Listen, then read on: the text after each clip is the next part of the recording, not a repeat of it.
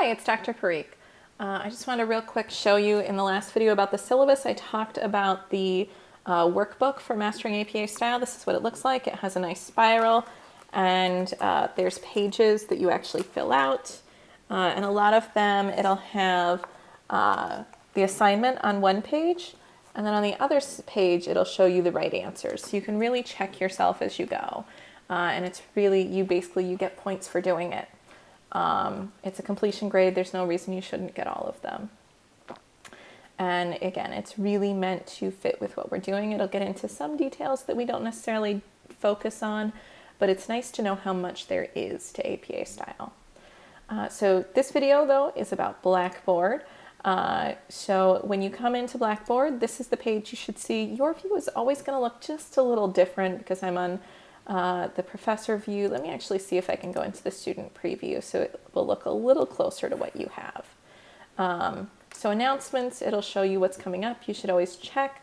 I'll try to send out most announcements through email, especially if it's something urgent. You can click on the Getting Started. There's a lot of resources built into BlackBoard here. So there's messages about kind of how you should get started. You have to do a Caldwell online orientation, especially if it's your first time. And then there's course information. This is a good place to find any basics about the course. So syllabus is big, the calendar. A lot of these I have links directly to the calendar and the syllabus. I have links to my grades. You can look at the academic calendar. We don't have any days off for this class, but it still is helpful to know it's there. And then just some basic information. Adobe Connect is one of the softwares that I use to meet with students virtually. So I may have, I may also have times where I just open up, okay, I'll just log in for an hour or two and you can drop in during office hours. So if I ever meet with you over Adobe Connect, that's a good place to find how you connect. Instructor information, so if you ever need to just do a quick check of what's my email address, where's my office. It also has my office phone number. You can always call me during office hours. I'll be a little startled, but that's okay. And then here's also the website where you can look for appointments to book with me. And you can book through the website and just tell me I'd like to meet virtually, and then we'll arrange it. So that's all the information. There's also the weekly checklist, which is a good, it's kind of, I mean it to be near the calendar to help you keep track. I showed you that document in the syllabus video.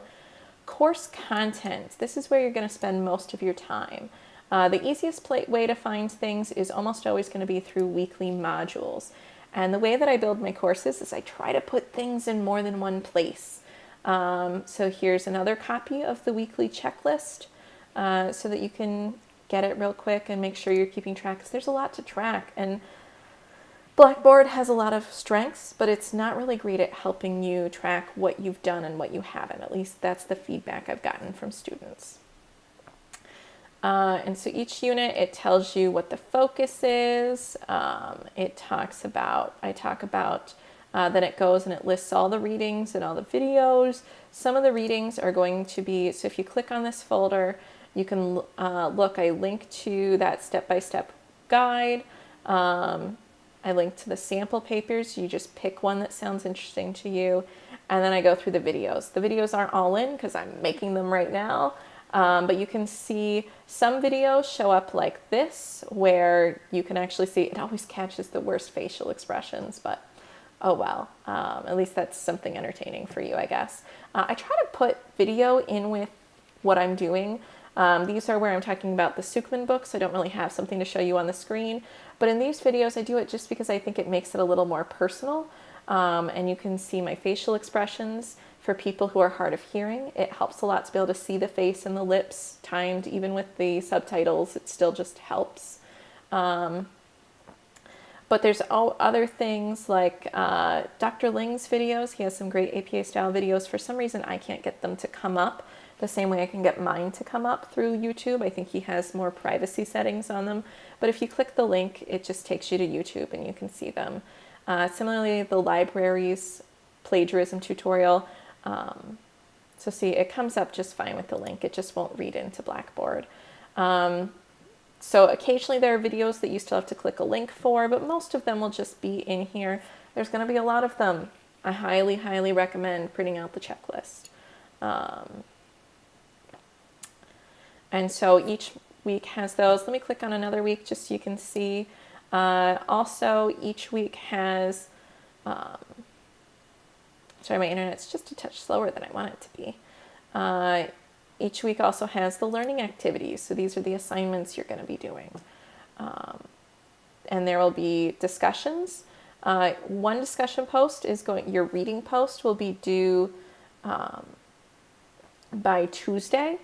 And then all the responses, so your main post Tuesday, all your responses by Wednesday, because every group is going to have one reporter each week. The roles will change. And the reporter is going to summarize what are the most interesting things that your group discussed. And they need to get that post up by Wednesday. So that's why the timeline's pretty short for the reading roles. And then you do your check-in and a writing workshop. And actually you'll see it looks like that's all you have to do for a week, and that's clearly not right. That's because week 2, unit 2, is actually hidden if you haven't completed your plagiarism test, your APA quiz. And I have not. You have to finish it, you have to give me time to grade it, and you have to get 10 out of 10. So, and there's an open-ended description of plagiarism that you have to get right. So if you only see this much when you get to week 2, that's to prompt you to email me and meet online, meet in person, do whatever it is we have to do so that you can give me that clear description of plagiarism so that I can say, okay, I know that you know what this is. You're not going to have any nasty surprises later, and we can move on. In the meantime, though, let me show you another weekly module that actually has all of the assignments in it. You can also find each assignment type over here. So if you know you just want to go in and check your discussions, you can go straight to the discussion board. If you want to look and see what's coming up for the literature review, you can go look at all of the assignments. The other thing you'll notice is when you look at them here, they're just links. So the assignment really technically lives over here under course content in these other places, but it's linked, and so it's easy to kind of scroll through and see all of them. And you can see the purple ones are literature review assignments. These orange ones, they're orange like the orange book, so that's assignments you're doing. It shows a lot of pages, but the pages go by quickly, I promise. And then the quizzes. You can click, you can get started. Mine's going to tell me that I have one in progress, maybe? Yeah, probably. It's going to take me to whatever I had opened before that I haven't actually worked on. So here's where you have to define what plagiarism is. I highly recommend you actually just go 1, 2, 3, because a lot of students, it's not clear to me that they're answering all 3 parts of the question. And then the other 4 questions are multiple choice. You should be able to see the answers as soon as you're done, I think.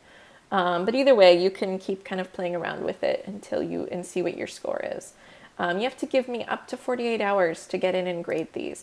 Now, the first week of the semester, I'm logging in and grading quite a bit because I'm trying to get these graded. Sorry, you can see the sun slowly move across my face through the blinds. But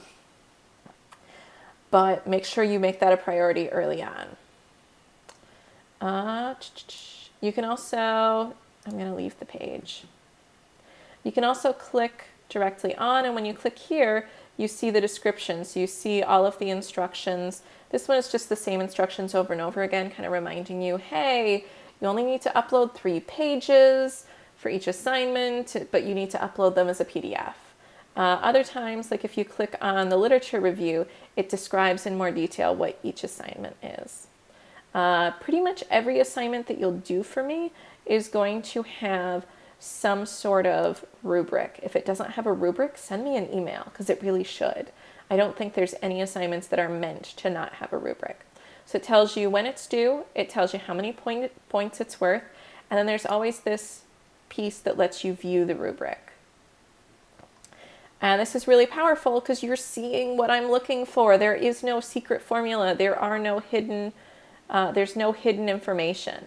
And so here, for example, authors, you get, you need to have at least 6 references in your reference list, and you get points based on how many times the authors are formatted correctly. And so you'll know, even without me giving a lot of feedback, you'll know, okay, I got some of the authors wrong, but I got all of the years correct. And so you'll have a sense, and you can also see different things are worth different amounts. So for example, attaching the PDF, not quite as important as getting your DOI correct with the link style. What else? I don't know what I just clicked. So you'll want to browse your computer, upload your file, you'll submit, it'll go through, you'll see it in the viewing pane. So that's course content. Reading group, you can go if you forget what reading group you're in. For now, they're labeled ABC or 1, 2, 3 or something. Oh, I'm in the student view and I'm not in a group. But you'll see what group you're in. That really just, when you do your discussion board, it's going to be with the whole class, but except for that one where the reporters are tuning in, you're going to specify your reading group. The first week I have these big, bold reminders. And part of what you're going to do as a group is choose your group name. It can be whatever you want. The Avengers, the whatever. I like puns. That'll make me happy. But whatever you want, just come up with some sort of name. So then every time you post, if it's a small group post, you'll still include your group name in your thread. And so that way your group members can find the threads that they need to read, because you only have to read things from your group. Importantly, you only will get points for responses to other group members, to your other group members. So there's really no reason to even spend time reading other people's. There's also resources. There's the step-by-step guide. It's broken down into different pieces, or you can just download or print the Word version of it. Templates and examples is really important. Most assignments link to at least some templates or peer review forms, but you can go in and see all of them and download them. Make sure you save copies of these before you leave this class, because you won't be able to get into the Blackboard anymore, but these are meant to be things that you can keep and use in future classes. And you can always check with your professor, but I'm pretty confident that all of the psychology professors are more than happy to have you using these templates, as long as you know how to use them and you know how to check to make sure the formatting is still right at the end. They would rather you be able to get it right.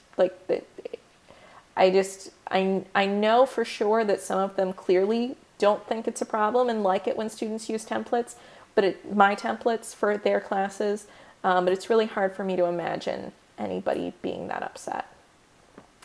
And this really, when you look at them, it's me talking to you. In these, I don't write the way I write. I write the way I talk, because it's meant to be a conversation. I'll talk more about that later. And then sample literature review papers. These are just a few examples of papers that people have written in the past that have done really well, at least gotten an A, most of them over 100%. So it gives you a sense, and I highly recommend reading 2 or 3 or even all 4 of them to get a little broad sense. There's also a lot of resources for writing, and I kind of divide it up into topic. So this is a good place to look if you're having trouble figuring out how to do something. So like APA style, that would include citing, references, things like that. Finally, there's other references that help. You have access to online tutoring. And there's actually an assignment where you go to tutoring twice. And so you can do it either in person at the Writing Center. They have online booking through the Caldwell portal, or you can do it through this online tutoring. Either one is fine. There's a place to look for help. There's a link to Jennings Library.